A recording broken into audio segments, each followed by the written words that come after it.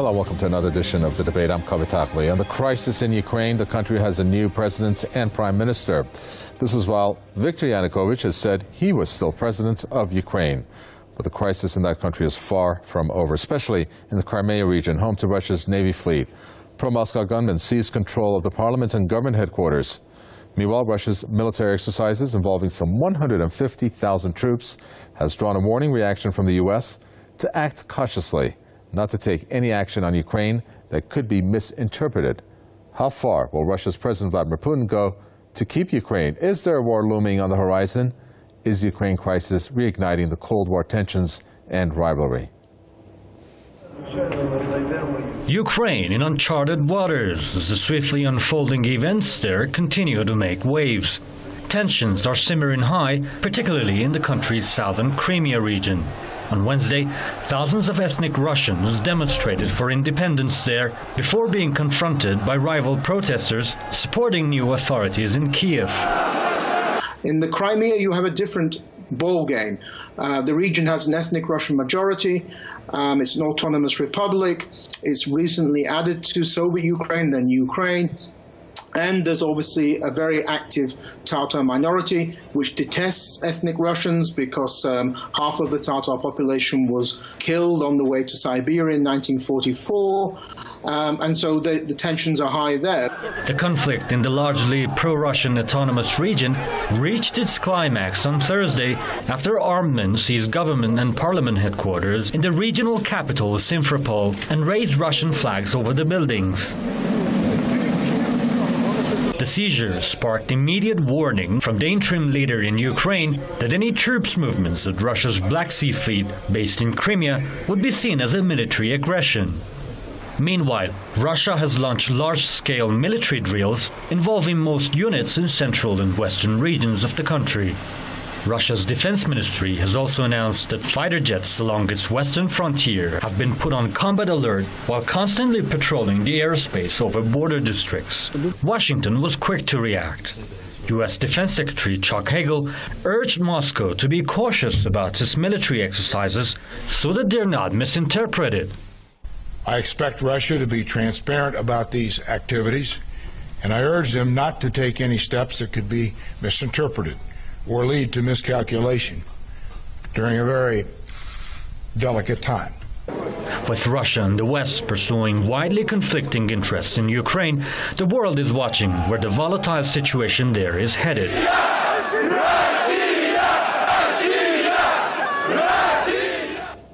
Let me introduce our guest for this edition of The Debate. Ukrainian nationalist Katrin Fedorova joins us from Kiev, and from the Executive Intelligence Review, Edward Spanhouse joins us from Washington. I'd like to welcome both of our guests.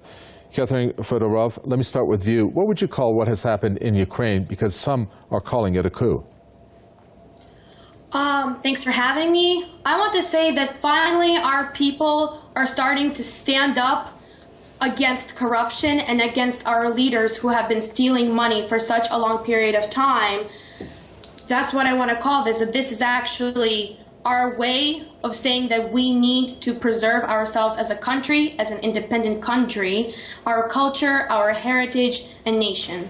Okay, you call independence there as an adjective. Edward Spanhouse, let's go with that line, and I'd like to find out from you the reaction you have on this new interim prime minister, also the president that has been elected, announced in parliament, yet you have the old president, Viktor Yanukovych, who said he is still the president of Ukraine and has given a warning that it's illegitimate rulers, that people in the southeastern and southern regions would never accept mob rule. This is a coup. This is a Western-sponsored coup, particularly the British, NATO, and the United States. No question about it. This was not a peaceful revolution. This was a violent terrorist action. Armed guerrillas taking over government buildings. This would never be tolerated in the United States or in Britain or in Germany. But these countries are backing what has become a neo-Nazi coup and which is taking us to the verge of a nuclear confrontation with Russia. Katrin Fedorov, you heard our guest there in Washington. What do you think? I definitely do disagree with that. I do agree with the part that maybe this revolution is sponsored. Of course, it's sponsored. In the beginning, it was a fake revolution, but later on, when our protests were peaceful in the very beginning, because I was there. I saw this with my own eyes, how this all turned into a violent revolution. Yanukovych basically paid our police to remove the protests by force because he didn't want to join the EU or sign an agreement with the EU. And he paid money to beat up elderly people, men, women, children. As you can see, many have died. Hundreds have died from this. And they were all peaceful from the very beginning. And then when he paid our police to beat up our people, nationalists stood up, and this became a true nationalist revolution. Some people can claim it's a Nazi revolution, a national socialist, whatever you want to call it, but it is a national revolution. It is a national. It's not a national socialist, Nazi. We just want a bright future for our children, and we want our country. We don't want police to beat up their own people in our country. Who wants that? I mean, everybody thinks that there's two options, to join the EU or to join Russia. No, there's a third option about remaining as the country Ukraine, and people need to realize that the option exists, and we need to stick with this option. Do you realize what's going to happen when you have the IMF, who's going to be in talks now and has been in talks with the new officials there, Catherine Fedorov? What type of strings are going to be attached to a possible loan that's going to be given to Ukraine? Do you realize those strings and how it's going to control your country politically in some ways? I think we can pick whatever leader we want, but our spirit is supposed to be the leader of our nation. That's what I believe in. Edward Spanos, I'm sorry to jump in. Let's move on to this warning by the U.S. To Russia. Russia must be transparent about its military exercises along Ukraine's border. And of course, those exercises are huge, 150,000 troops as one example, and not take any steps that could be misinterpreted or lead to miscalculation. Tell us what he means when he says misinterpreted or lead to miscalculation. No, this is for Edward Spanos. I'm sorry. Go ahead, Edward Spanos. Yeah. Yeah. This is true hypocrisy. This is as if what we're looking at is a Cuba Missile Crisis in reverse. This represents an expansion not just of the European Union, but of NATO right up to Russia's borders. And I think Russia has been quite restrained in their response to this, perhaps because of the Sochi Olympics. But this has been something that's been brewing for a long time. The association agreement would not just destroy Ukraine economically, it destroys its economic sovereignty, its political sovereignty, and it brings it into a defense union with Europe. And of course Russia's reacting. This was the intention, was to get Russia to react. Well, I'm not too sure what you mean by restraint. These are probably one of the biggest exercises, militarily speaking, that Russia is having, Edward Spanos. And I'm reading here, and I wasn't aware that on Tuesday in the Crimean city of Sevastopol, you have armored personnel carrier and 2 trucks full of Russian troops who made their appearances there on the streets. So they are showing themselves up, aren't they? Yes, this is within the past 2 days. You've had a neo-Nazi coup underway since the beginning of December, and Russia did not respond. You've got Svoboda, you've got the right faction there, this right sector. These 2 groups are the driving force behind the demonstration. I'm not saying everybody in the demonstration is a neo-Nazi, but the neo-Nazis are the ones who are armed, who've been leading the violence against the government authorities, against policemen, and the takeover of regional parliaments and the Rada. The driving force has been Svoboda. This is a neo-Nazi party. And of course Russia's going to react. I'm surprised they didn't react much sooner. Yes, some are deducting that too. Catherine Fedorov, I see you smiling there. I assume you have a reaction to him. Of course I have a reaction, because I have been hearing this for several months, that people are calling this a neo-Nazi thing. Most people don't realize how people live here, because it's easy to judge us and our actions while you're living in another country and you don't have to deal with this sort of corruption. That's the whole point. Excuse me, if you're going to be an elderly person who outlived the war, who outlived the Holodomor, and you have a pension of around $120 per month, I think you would care. I think you would actually be against the government. Who wouldn't be? And we weren't the one who started the violence. People need to realize we were peaceful at first.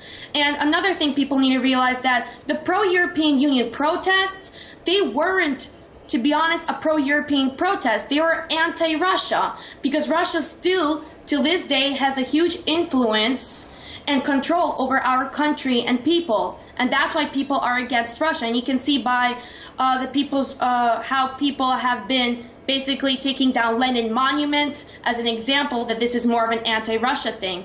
The only reason people want to join the European Union, because they think that it's going to be better if they join the Union. They think economically we are going to be better, and maybe to some certain extent we could be better, but the European Union would be a cultural downfall for us.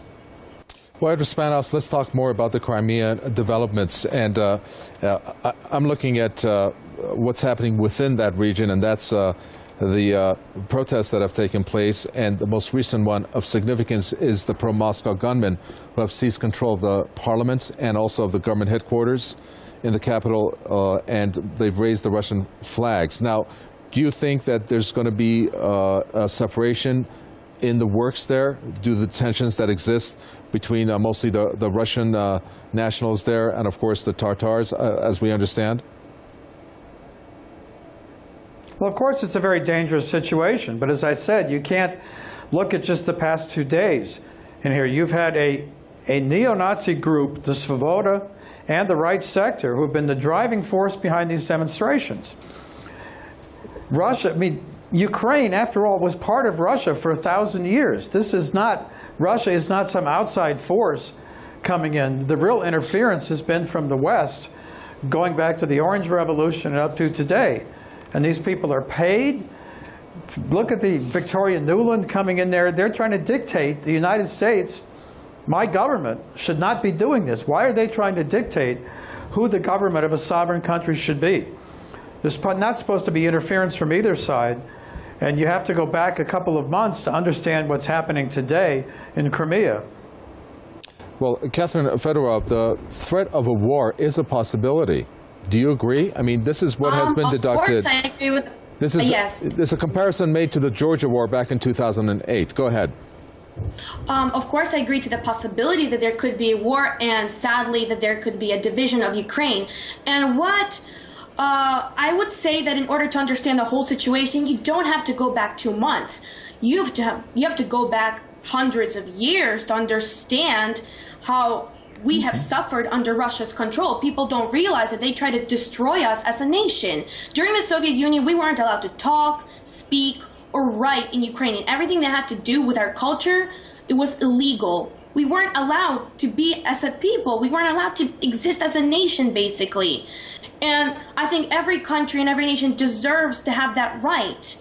And when people and I think it's not fair to the millions who have died. And when I mean millions, I mean not only during World War II, but during the artificial famine Holodomor, which has started before the year of 1932, and more than 12 million people have died from starvation from that. And even though we all know who was behind communism and Bolshevism, many Russians helped that plan to succeed. And because of all of this, of course, people are going to be anti-Russia and are going to be more pro-European Union than they're going to be pro-Russia. Okay, let's take a quick time out. Thank you very much for that. Let's take a quick time out and listen to some of the viewer comments as posted on our Facebook page, and then we'll continue with the debate. Why can't Putin allow Ukrainians deal with their own affairs? Why is he forcing himself on them? What's gone is gone. Ukraine is an independent state and will always remain so. All these came after Putin forced Ukraine to ignore EU and join Eurasia, which Ukrainian masses never wanted. Russia should send their troops to stop the Western imperialists from stealing Ukraine's natural resources, because when nothing is left for them to steal, they will simply abandon the population of Ukraine. And that is a fact. Wake up, the people of Ukraine. The final goal of the American government and NATO is to put their missiles on the soil of Ukraine and aiming them at Russia. to all the Ukrainian people, the Americans and NATO are not interested in you. You are being used as their tools to get to their goal. Wake up.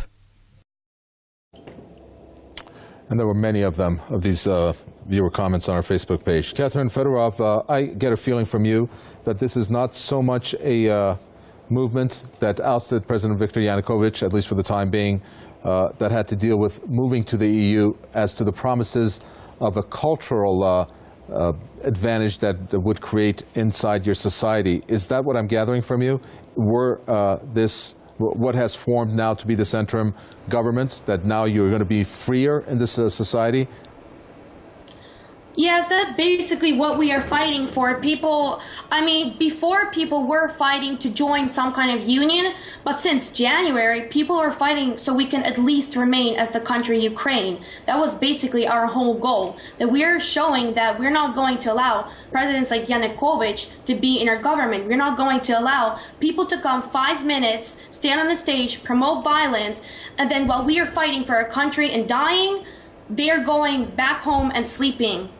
I mean, that's basically what the whole thing about. They're basically saying that we are the violent protesters, we are the terrorists. That's not what it was all about. Basically, we have these leaders promoting violence, and then they go back home, and then they put all the focus on us, blaming us for our actions.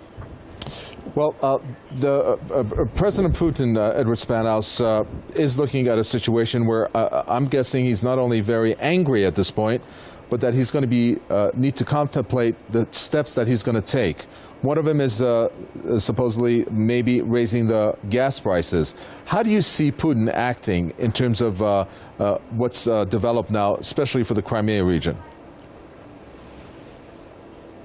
Well, what's going on with Russia is that you have a NATO basically surrounding of Russia, and the moving of missiles into Eastern Europe is designed to neutralize Russia's own capability. As I said, this is like a Cuba Missile Crisis in reverse, except maybe not Cuba, but Canada. And you're going to bring NATO up to right to Russia's borders. So of course Russia's going to react. My concern is not what Russia does. My concern is what the United States is doing in provoking a confrontation that literally could have us in nuclear war within a matter of days. By backing a violent coup against it was a legitimate government. It was corrupt. I grant you it was a corrupt government, but it was legitimate, and the overthrow of it violated the Ukrainian constitution, was not legal, and in fact, the studies I've seen, a majority of the Ukrainian people would be in favor of a customs union with Russia and Belarus as opposed to the European Union. All you have to do is look at Greece or Portugal and see what the future is with the European Union. Catherine Fedorov, do you agree with the part that... well, go ahead if you have a comment. Go ahead. Yeah, I do understand what he's saying, and I do agree to a certain extent of what he's saying, but that is... What we do want is Slavic unity. We want to unite with our Slavic brothers and sisters, but we want to remain as Ukraine. We want to be known as not Russians, but Ukrainians, because honestly, there were some Americans who were asking me, is Ukraine a state in America, or is Ukraine a city in Russia? People didn't know that the country Ukraine existed, and that's very sad. And yes, people do want Slavic unity, and what people don't get, that we wouldn't join the European Union. The whole thing that we would sign a trade agreement, the whole thing that we were going to sign an association, and only after 7 or 10 years would we have the opportunity to join the European Union. And of course I understand Russia's reaction if they're going to bring missiles or basically provoke Russia, but that's not what we want. We don't want America. We don't want America basically to interfere with us. That's not what we want. All we want is to live in a better country without corruption. We want the best for our people. Most people aren't aware of the consequences or the disadvantages of the European Union. People don't understand what's going on in Greece and Bulgaria and Latvia. Nobody understands what's going on in there. People just see these movies about people living fancy lives, and they think that if we join the European Union, that it's going to be like perfect. I believe that if we want to change something, we should start from ourselves. That's what I've always been promoting. I haven't been promoting violence. I've been promoting that we should start change from ourselves. We should focus on our own flaws, and only after that we can make a global difference. Well, Edward Spanos, Putin is not going to let go of Ukraine that easily. And if this were a chess game, who's going to make the next move here? Russia, or are we talking U.S., perhaps U.S. NATO? Well, I wouldn't look at it that way. I would look at the danger of a confrontation coming up very, very quickly, which has been building for weeks and weeks and weeks. And again, I stress, why is the United States supporting the illegal overthrow of an elected government? It was corrupt, but it was an elected government. These were the violent takeover of government buildings. These were armed protesters. I've seen the videos. These were not, there were maybe many of the people were peaceful, but the thing was driven by guys in masks, with guns, with chains, with Nazi emblems on their armbands. I saw where the statues were taken down, and Nazi emblems, neo-Nazi symbols, were placed, were graffiti on the signs. I saw the U.S. Confederate flag in the Kiev City Hall, the Celtic cross, a symbol of white supremacy. This is not democracy. My country should not be supporting this. Well, Catherine Fedorov, again, we're going back to this neo-Nazism. Do you think that it was okay for that to be part of the process to achieve some of the goals that some of the protesters wanted out there? Definitely. First of all, before we use the term neo-Nazism, we have to understand what National Socialism means.